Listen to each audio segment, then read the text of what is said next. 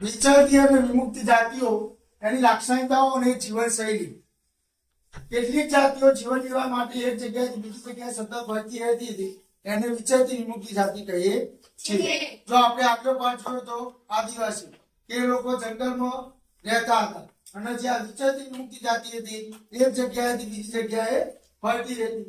તેમનું જીવન મોટે ભાગે વન્ય સંસાધન અને પશુપાલનમાં રહેતું હતું. આ લોકો મુખ્ય વ્યવસાય એમનો વન સંસાધન એટલે જંગલની અંદર રહેતા અને વનની અંદર જે ઔષધિઓ બીજી જે વસ્તુઓ પ્રાપ્ત થતી એનું વેચાણ કરતા અને પશુપાલન સાથે જોડાયેલા હતા. આ જાતિના લોકો પશુઓ સાથે દૂર દૂર સુધી ફરવા જતા હતા.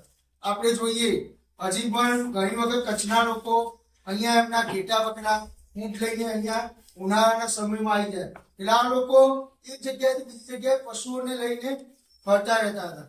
જો એમને પશુઓને ઘાસચારો મળી જાય તે જગ્યાએ જવાનું પસંદ કરતા હતા. તેઓ સ્થાનિક ખેડૂતો પાસે અનાજ કપડા વાસણ લઈ અને એની સામે ઘી અને દૂધ જેવી વસ્તુઓ આપતા હતા અને એને વિનિમય કહેવાતો. પહેલા પૈસાથી એકબીજાની વસ્તુઓ વેચાણ ન કરતા પણ શું કરતા આ લોકોના અનાજ કપડા ને બધી વસ્તુઓ જુઓ તો સામે ઊન ઘી અને બધી વસ્તુઓનું આપતા વિનિમય કરતા.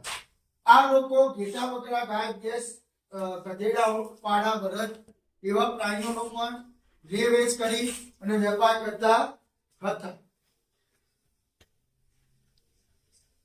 કેટલીક વિવિધ જાતિના ભેડિયાઓ જાતે વધેલા દોરડાઓ ઘાસની ચટાઈ અને મોટા થેલાઓ વેચતા હતા.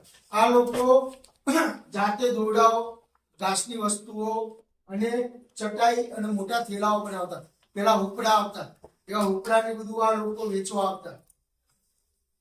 કેટલીક વિચરતી વિમુક્ત જાતિઓ કાગસિયા મડવાનો પણ સમાવેશ કરતો હતો. ના કાગસિયા મડવાઓ જે લોકો હતા એ બંગડી અને સૌંદર્ય જેવા વસ્તુઓ વેચતા હતા. પહેલા એ લોકો પેટીઓ લઈને આવતા ગામે ગામે કાન વિંધવા બંગડીઓ એ બધી વસ્તુઓ. આ જાતિની વિશિષ્ટ ઓળખ એ હતી કે ભાષા અને સામાજિક બાબતમાં એ સમાન હતા. આ લોકોની ભાષા અને સામાજિક બાબતોની સમાન હતી. ઓકે.